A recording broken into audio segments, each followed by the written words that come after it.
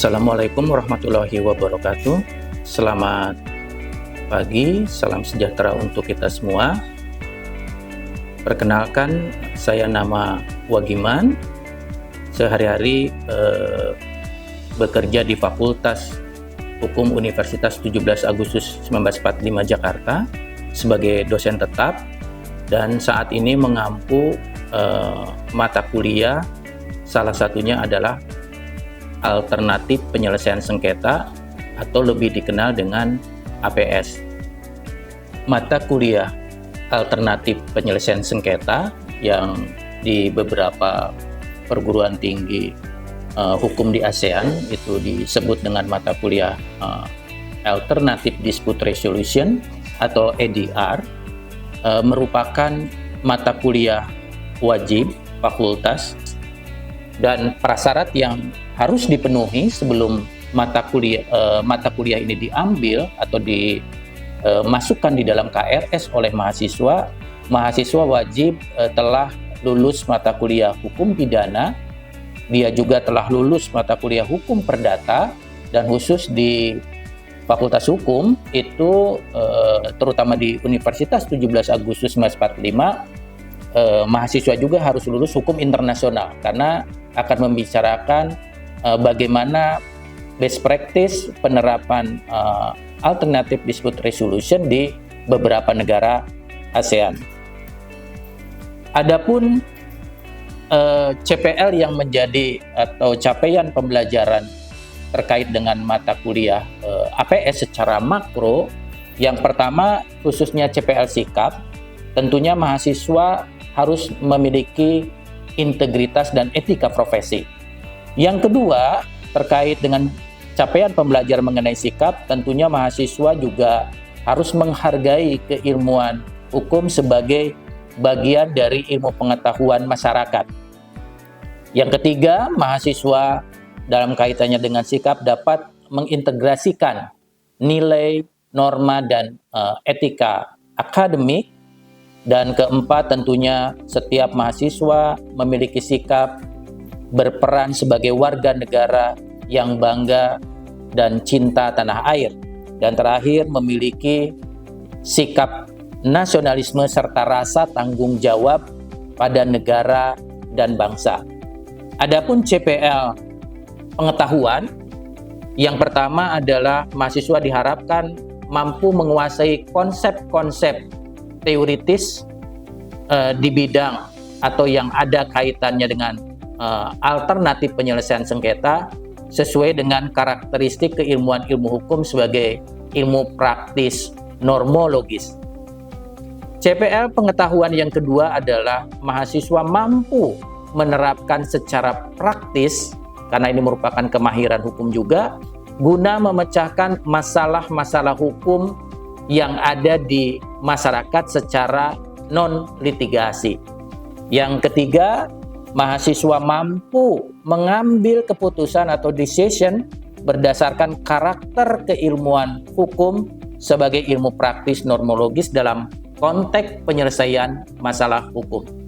Adapun CPL kaitannya dengan keterampilan, khususnya untuk mata kuliah alternatif penyelesaian sengketa, mahasiswa mampu menerapkan pemikiran yang logis, kritis, sistematis, dan inovatif dalam konteks pengembangan, pengimplementasian ilmu pengetahuan dan teknologi, tentunya dengan memperhatikan dan menerapkan nilai-nilai humaniora sesuai dengan bidang keahliannya.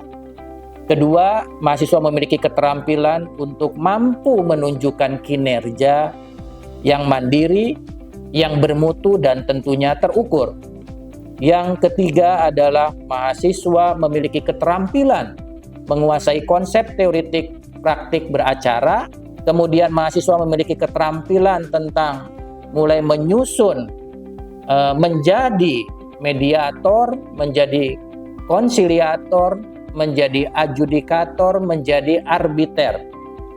Dan terakhir, mahasiswa memiliki keterampilan untuk menyusun deskriptif scientific atas hasil suatu kajian dalam atau saat menangani perkara atau persengketaan sehingga mahasiswa mampu menerapkan teknik-teknik penyelesaian persengketaan khususnya dalam lingkup non-litigasi, spesifiknya adalah alternatif penyelesaian sengketa.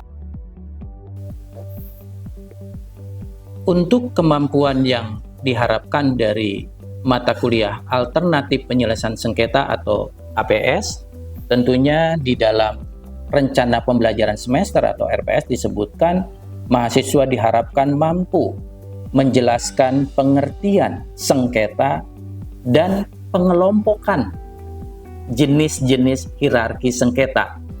Kemudian yang kedua, mahasiswa dapat menyebutkan beberapa cara alternatif penyelesaian sengketa dan perbedaannya dengan penyelesaian sengketa melalui jalur pengadilan.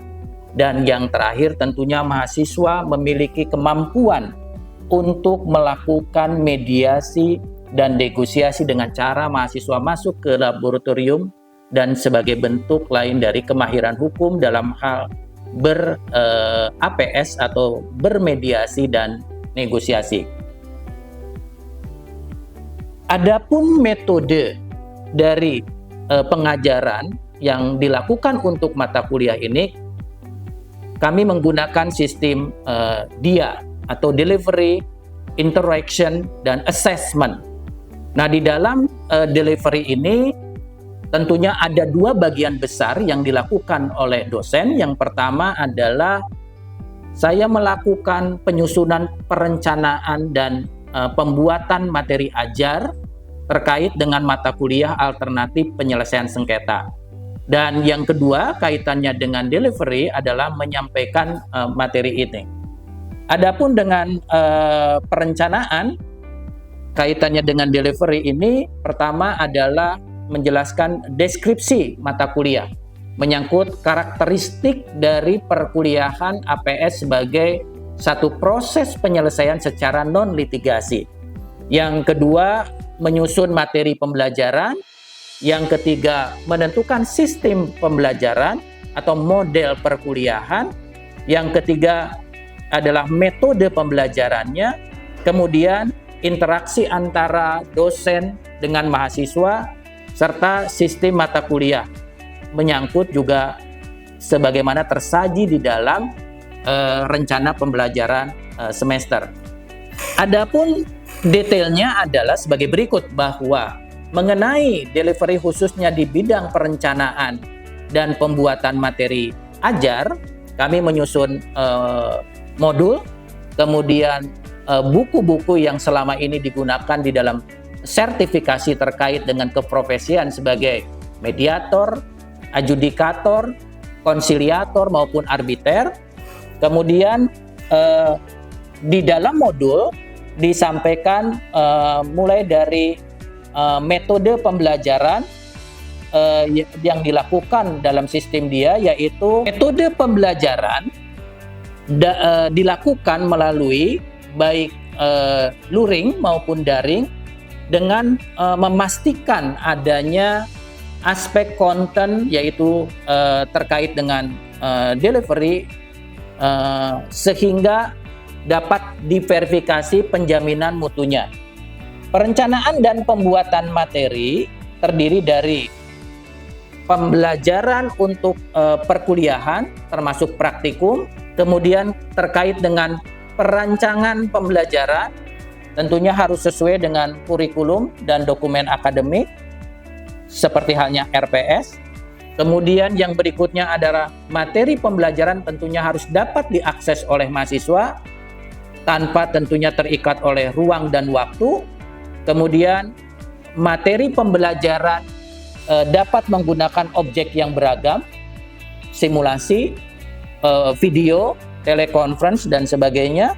Kemudian perancangan dan pembuatan materi ajar, tentunya dalam pembuatan materi ajar harus sesuai dengan karakteristik mata kuliah ini sebagai mata kuliah kemahiran non-litigasi. Dan yang terakhir adalah materi pembelajaran dibuat dengan jelas dan lengkap, serta komunikatif, dan kami tuangkan selain di buku juga di modul dan dibantu oleh PPT, serta simulasi saat pelaksanaan. Demikian sekilas mengenai metode dia yang digunakan di dalam mata kuliah ini, alternatif penyelesaian sengketa. Untuk selanjutnya kita akan masuk ke dalam kelas perkuliahan untuk melihat khususnya pada sesi ini sesuai dengan waktu, yaitu pertemuan ke-11, di mana mahasiswa akan berkenalan dengan lembaga-lembaga arbitrase yang ada di negara-negara ASEAN. Terima kasih. Baik, saudara-saudara sekalian, sebelum perkuliahan dimulai, kita berdoa dulu. Berdoa dimulai.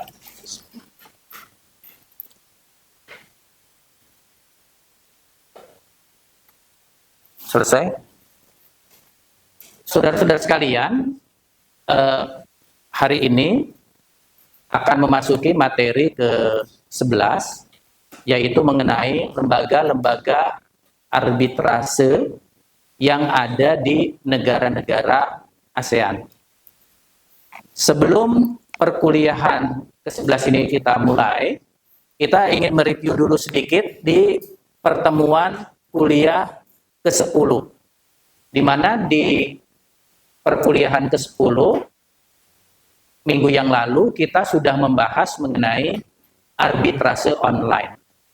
Jadi perlu diingatkan kembali bahwa arbitrase itu menjadi arbitrase online gara-gara COVID. Jadi arbitrase online itu mudah diingat. Mulai, yaitu tepatnya saat puncak COVID. Saat puncak COVID itu tahun berapa? 2021. Jadi 2021 arbitrase online diuji cobakan, waktu itu Kongres Ikatan Arbiter Nasional Indonesia di Surabaya, dan dimulailah uji coba. Sementara kalau di pengadilan lebih dulu sudah ada mulai ICOT. Jadi ICOT itu ada lebih dulu sebelum COVID ya, baru ada COVID, puncak COVID, arbitrase online diperkenalkan.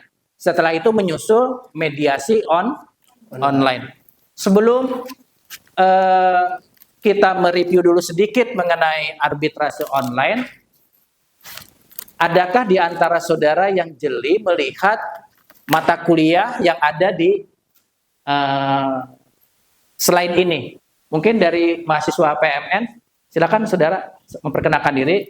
Apa kira-kira kalau saudara kritis ini ada yang salah dengan mata kuliah ini? Silakan berdiri. Baik, Assalamualaikum warahmatullahi wabarakatuh. Waalaikumsalam warahmatullahi wabarakatuh. Perkenalkan, nama saya Eki Aryadi Putra, mahasiswa PMM dari Fakultas Hukum Institut Ilmu Sosial dan Bisnis Andi Sapada, Kota Parepare di Sulawesi Selatan. Jadi yang salah dari mata kuliah sebelumnya itu tidak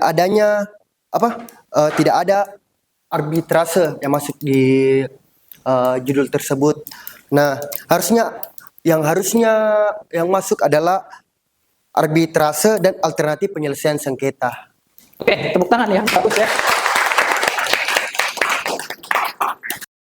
Baik, terima kasih Saudara Egi telah secara kritis bisa membedakan bahwa arbitrase itu lain, saudara, dengan APS. Kenapa lain? Karena kalau saudara nanti suatu saat ingin jadi arbiter, pelatihannya adalah pelatihan seperti hanya hakim. Jadi saudara harus bisa membuat pertimbangan, harus bisa membuat pertimbangan hukumnya, harus bisa menelaah petitum. Dan kalau saudara menjadi mediator, kalau menjadi mediator hanya sebatas fasilitator saja. Begitu. Sebelum dimulai, mungkin ada pertanyaan? Dari Fakultas Hukum Universitas 17 Agustus 1945 Jakarta. Izin bertanya Bapak mengenai syarat-syarat menjadi arbiter dibandingkan menjadi syarat-syarat menjadi advokat. Terima kasih. Baik, terima kasih. Ini pertanyaan penting ya saudara, karena agak beda menjadi arbiter, menjadi advokat dengan menjadi ASN. Kalau ASN kan yang dilihat syarat maksimum, berapa sih paling tua orang bisa jadi ASN, kan betul nggak? Tapi kalau di dunia keprofesian arbiter atau advokat, syarat minimum. Syarat minimum, saudara-saudara sekalian. Contoh ya, contoh saya pernah mengawal, membina satu anak, dia sudah menyelesaikan sarjana hukum, dia sudah PKPA, kelengkapan untuk diangkat menjadi advokat sudah disiapkan, sudah dilaporkan ke asosiasi, tetapi dia tidak bisa diambil sumpah menjadi advokat karena usianya masih kurang. Bukan kelebihan ya, kurang. Ada yang tahu berapa usia advokat? Berapa? 25 tahun. Kebetulan anak ini masih 23 tahun. 23 tahun syarat, 25 tahun syarat untuk menjadi advokat. Jadi kalau belum 25 tahun, ya tidak bisa. Itu ya. Nah sekarang pertanyaannya, berapa syarat untuk menjadi arbiter? Syarat untuk menjadi arbiter sekarang turun. Kalau dulu harus 52, sekarang cukup 37 tahun. Jadi antara nanti saudara lulus menjadi arbiter, masih menunggu saudara antri. Kenapa? Bukan karena kompetensi, tetapi saudara umurnya belum mencukupi. Jadi arbiter itu. Kira-kira saudara mungkin bertanya, kenapa sih kok arbiter itu harus lebih tua? Sebenarnya agar lebih matang dalam pemikiran, kan, harus lebih matang. Semakin tua biasanya mungkin harapannya lebih bijak dalam nanti memutus, karena ingat arbiter itu adalah hakim ya. Cuma disebutnya hakim swasta. Makanya lembaga arbitrase itu disebutnya adalah lembaga pengadilan swasta, gitu ya. Karena bedanya dengan hakim pengadilan, kalau hakim pengadilan kan kita tidak bisa milih hakimnya, betul nggak? Tetapi kalau di arbitrase, saudara bisa milih, oh saya arbiternya mau Pak X dan Pak Y, gitu, bisa melakukan pemilihan. Baik, itu saudara-saudara sekalian, kita akan masuk sekarang ke materi 11. Di pertemuan 11 ini, kita akan membicarakan lembaga-lembaga alternatif penyelesaian sengketa, karena biasa digabung, dan atau arbitrase. Jadi saudara, kalau di lembaga-lembaga itu di luar, kalau di Indonesia dipisah ya, ada lembaga mediasi, ada lembaga arbitrase, tetapi di luar lembaga mediasi dan arbitrase, gitu ya. Jadi ada seperti itu. Jadi saudara-saudara sekalian, sebagaimana tadi disebutkan bahwa ada kelebihan dari arbitrase, yaitu para pihak bisa memilih hukum yang diinginkannya untuk menyelesaikan. Awas, hukumnya ya. Namanya choice of law. Pilihan hukumnya bisa dipilih. Tetapi kalau tidak melalui arbitrase, ada orang asing masuk ke Indonesia kemudian dia bersengketa, ya dia kalau ke pengadilan, wajib pengadilan menggunakan hukum Indonesia. Satu, ada kelebihan memilih hukumnya. Yang kedua, ada kemungkinan memilih lembaga arbitrase mana dia akan menyelesaikan. Nah inilah kita akan berkenalan dengan lembaga-lembaga arbitrase yang ada. Bagaimana kalau di Indonesia? Nah kalau di Indonesia, maka salah satunya ya, karena sekarang ada 2 atau 3, bisa melalui BANI, Badan Arbitrase Nasional Indonesia. Berarti kalau BANI, mungkin pilihannya karena para pihak yang bersengketa itu dua-duanya adalah orang Indonesia, sehingga sepakat untuk memilih hukum Indonesia, tetapi mereka bersepakat juga untuk tidak menyelesaikannya melalui pengadilan. Ini yang paling umum kalau memang di Indonesia. Bagaimana kalau di luar Indonesia? Kita masuk ke Malaysia. Nah, di Malaysia ada Asian International Arbitration Center. Nah, di Malaysia ini umumnya misalnya ada sengketa sawit misalnya. Kemudian sawitnya ada di di Indonesia misalnya. Tapi bersengketa antara pengusaha Malaysia dengan partnernya yang ada di Indonesia. Sekalipun para pihaknya ada yang orang Indonesia atau usaha Indonesia yang berbadan hukum Indonesia, tetapi mereka menyelesaikannya melalui lembaga arbitrase Malaysia. Nah, saudara, kalau saudara sudah terintegrasi menjadi arbiter, nah ini bedanya dengan advokat ya. Saudara bisa meregister diri di sini di lembaga arbitrasinya Malaysia. Demikian juga arbiternya Malaysia bisa meregister di BANI, sehingga hukum itu menjadi universal, saudara. Kan kalau sekarang hukum itu kan yurisdiksional ya, hukum Indonesia, hukum Malaysia. Sekarang bisa berseberangan. Jadi pasti nanti orang Indonesianya akan memilih arbiter yang orang Indonesia, walaupun choice of law-nya adalah choice of law Malaysia. Sekarang bagaimana kalau para pihaknya memilih? Nah, ini yang paling umum sekarang ya, yang paling umum itu adalah SIAK Singapura. Jadi orang itu lebih mungkin bukan percaya, tapi lebih yakin akan integritasnya kalau diselesaikan melalui hukum Singapura dan lembaga arbitrase Singapura atau SIAK gitu ya. Jadi SIAK inilah yang paling menjadi barometer untuk ASEAN.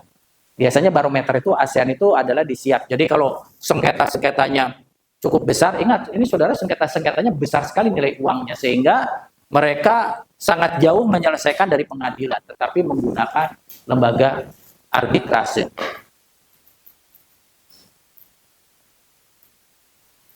Baik, negara berikutnya Brunei. Jadi Brunei itu punya Brunei Darussalam Arbitration Center. Jadi Brunei, awas, Brunei itu negara kaya ya saudara ya.